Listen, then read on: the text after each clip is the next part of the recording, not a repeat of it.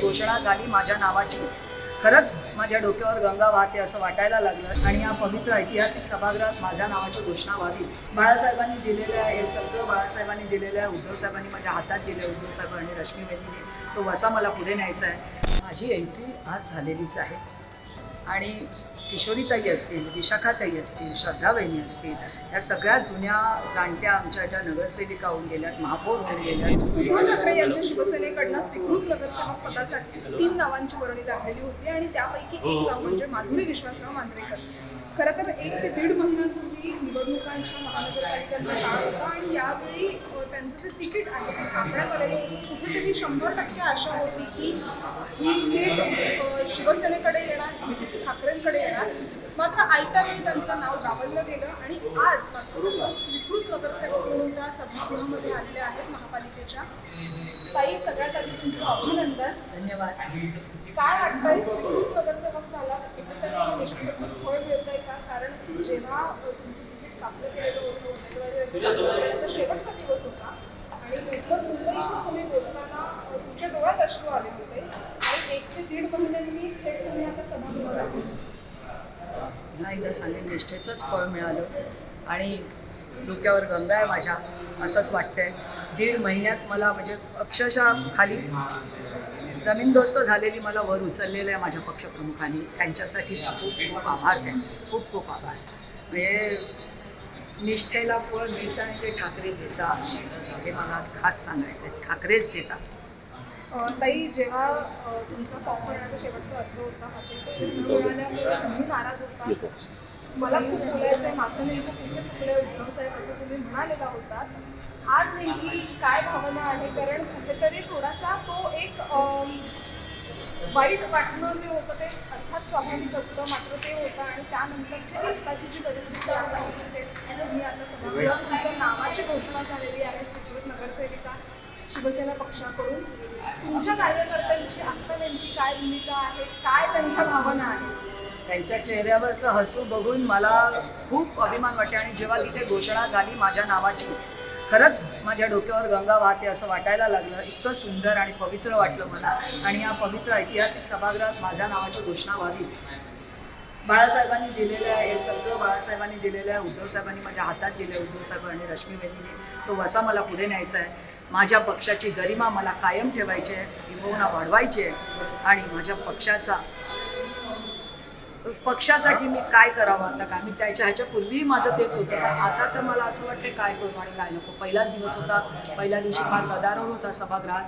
बघतेय असं वाटत होतं आज आपलेही हातपाय असे म्हणजे ते नेहमीसारखं माझी ती स्टाईल असते, पण ते होईल, हळूहळू होईल. माधुरी विश्वासराव मांजरेकर हा शिवसेनेचा आक्रमक चेहरा आहे, तुमची ओळख सुद्धा आहे.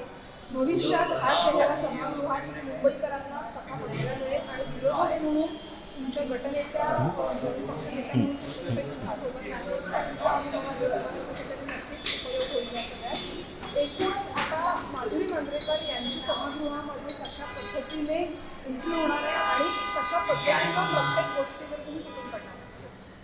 माझी एंट्री आज झालेलीच आहे आणि किशोरीताई असतील, विशाखाताई असतील, श्रद्धावहिनी असतील, या सगळ्या जुन्या जाणत्या आमच्या ज्या नगरसेविका होऊन गेल्यात, महापौर होऊन गेल्यात, वेगवेगळ्या मोठमोठ्या पदावर येऊन गेलेल्या आहेत आणि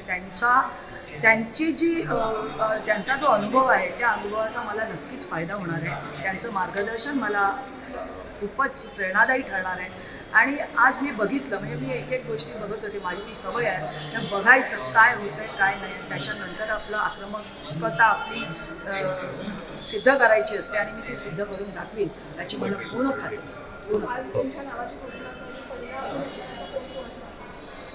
पहिला अभिनंदनाचा फोन म्हणजे ज्यांचं येणार ते माझ्यासोबतच माझ्या बहिणी ज्या जीवाभावाच्या आणि ही लोक जी माझे नियरेस्ट आणि डिअरेस्ट सगळीच जण आहेत. पहिला अभिनंदनाचा फोन आला असेल तर तो माझ्या बहिणीचा आला. तिने मला आजच नाही, आज तर मी 2-3 दिवस सतत माहितीच आहे, 4-5 दिवस माहितीच आहे. म्हणजे पहिला अभिनंदनाचा फोन तिचा झाला की खूप बरं वाटतं आणि आज त्या माझ्यासोबत आहेत. हे ऐतिहासिक सभागृहात माझ्या घरच्या माझ्या बहिणी सख्या ज्यांनी माझ्यासाठी खूप माझे म्हणजे मी अप्स अँड डाऊन्स जे आयुष्यात बघितले ते त्यांनी सहन केलेत असं मला वाटतं आणि ते आज त्या माझ्या सोबत आहेत. खूप खूप मोठी गोष्ट आहे, गर्वाची गोष्ट आहे माझ्यासाठी, चेरी ऑन द केक. आणि आजच्या दिवशी मी मातोश्रीला उद्धव साहेब, आदित्य साहेब आणि रश्मी वहिनी खूप खूप त्यांचे आभार मानते. आणि त्यांनी जे दिलं आहे, त्यांनी जो वसा दिला आहे, त्यांनी जे 50% दिलं आहे, 100% दिलं आहे, ते 1000% करण्याचा मी प्रयत्न करते. आणि माझ्या शिवसेनेचा आवाज बुलंद करण्यास मी कटिबद्ध आहे. तुम्ही म्हणालात की मातोश्री निवडून देते, उद्धव ठाकरे निवडून देतात. आज मातोश्रीला तुमच्याकडनं तुम्ही काय सांगाल, कशा पद्धतीने मातोश्रीची धन्यवाद? मातोश्रीला मी उद्धव साहेबांना हेच सांगेन, तुम्ही जे दिलं आहे 100% दिलं आहे, मी 1000% करण्याचा प्रयत्न करीन. आणि मला फक्त आज जे बळ दिलं आहे ना, ते बळ मला एवढं मिळालेलं आहे ना की मी आत्ता मला वाटतंय काय करू आणि काय नको. पण मला माहीत नाही सभागृह कसं चालतं, सभागृहात काय बोलावं लागतं, कसं सभागृह उचलून धरायचं असतं, मला माहीत नाही. हे सगळं मला माझ्या ज्या जुन्या जाणत्या नेत्या आहेत त्या सांगतीलच, त्यांच्याकडून मी शिकून घेईन. आणि दैवकृपेनं डोकं चांगलं आहे आपलं, त्यामुळे लवकर शिकेन मी त्यांच्याकडून. आणि पुढे तुम्हाला दिसेलच, तुम्ही असालच इथे. खूप खूप धन्यवाद. शुभेच्छा तुम्हाला. तर आपल्यासोबत माधुरी मांजरेकर होत्या आणि स्वीकृत नगरसेवक म्हणून त्यांच्या नावाची घोषणा या मुंबई महानगरपालिकेच्या ऐतिहासिक सभागृहामध्ये शिवसेना उद्धव बाळासाहेब ठाकरे पक्षाच्या वतीने करण्यात आलेली होती.